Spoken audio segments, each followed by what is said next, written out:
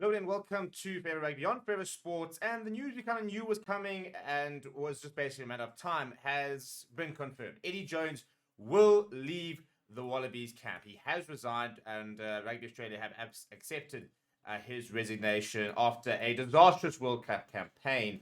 But it's an interesting situation, isn't it? And to be honest, I think Eddie Jones has almost derailed Australian rugby, to be honest, and it's just a ridiculous scenario, isn't it? When you think about the events of the last 12 months leading up to this decision and what sort of chaos this is actually going to cause for a nation hosting the British Irish Lions in 2 years, for a nation hosting the actual World Cup in 4 years' time, and regardless of how good Eddie is a coach, he's gotten this horribly wrong. He's come in with a year to with a year of the World Cup, and he's talked about saving rugby. He's talked about making sure that the youth want to play rugby.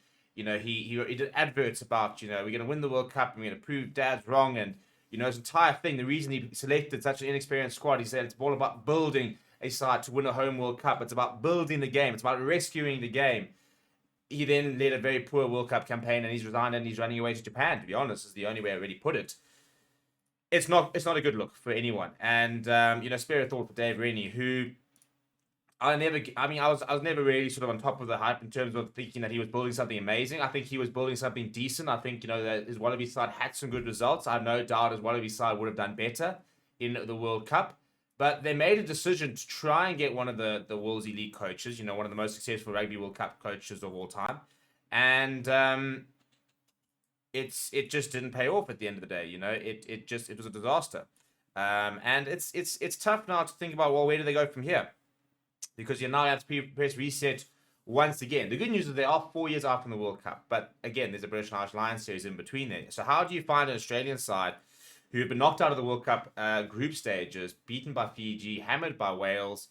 How do you take that side and the situation currently in Australia where rugby is in a bit of a crisis? How do you find a team that can be competitive against the British Irish Lions during a period where Ireland have been better than ever, Scotland are in one of the best periods ever, Wales have got a new generation coming through, England got to semi-finals, became third. We're talking about one of the strongest eras of Northern Hemisphere rugby and one of the weakest eras of Australia rugby.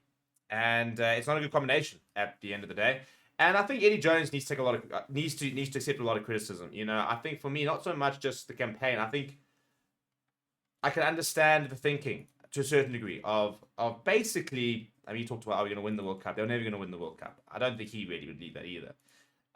But sacrificing this World Cup for a longer future, a longer term goal.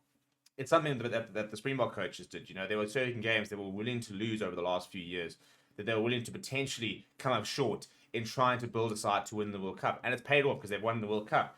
So to a certain degree, you could sit there and say, right, well, if Eddie Jones is genuinely trying to win the British Irish Lions series in 2 years, and then genuinely trying to win that World Cup in 4 years' time, and it's going to take a poor World Cup campaign now to get there, fine, fair enough, to a certain degree. It's not ideal, but if that's the reality, and you can kind of go, okay, fine.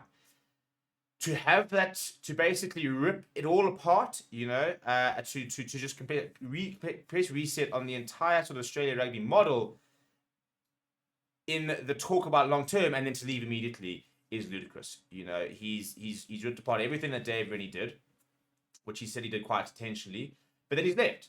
He's run off and he's going to go and coach Japan, for example. So it must be incredibly frustrating from a Rugby Australia perspective. And the question is, where do they go from here? They need to find a world-class coach and a plan, really, for the next 4 years. And it'll be interesting to see where they go, who they go after. Are they going to throw money at the problem? And how much money they have left after they're busy having to pay Dave Rennie for all those years, for example. The fact that they cut his contract short.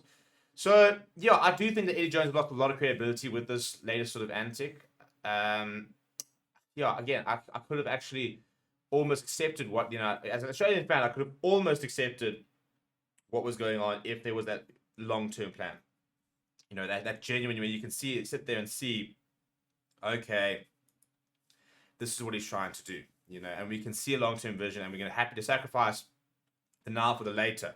But you sacrifice the now, and then you've got no plan for the later. So it's basically They had a dreadful World Cup campaign, which I do think if they had picked a bit of a better squad and they'd gone with a bit more experience, they would have gotten themselves out of the group stages, maybe flipped their way to a semi-final, for example, and they would have been in the same position they are now.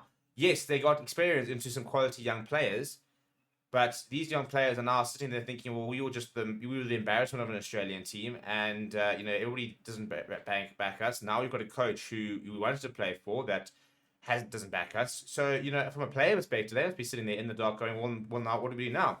So it's a horrible situation all around. What do you think? Down in the comments. Who do they go to? Who do they turn to? How do Rugby Australia turn this around? Because even from a bulk perspective, we need them to be strong. We need them to be competitive because we play against them so often. So, yeah, let me know what you think. What does Australia need to do to be competitive in the next 4 years? Who do they go to? What needs to happen? Let me know what your thoughts are, as well as what your thoughts are for Eddie Jones down in the comments below.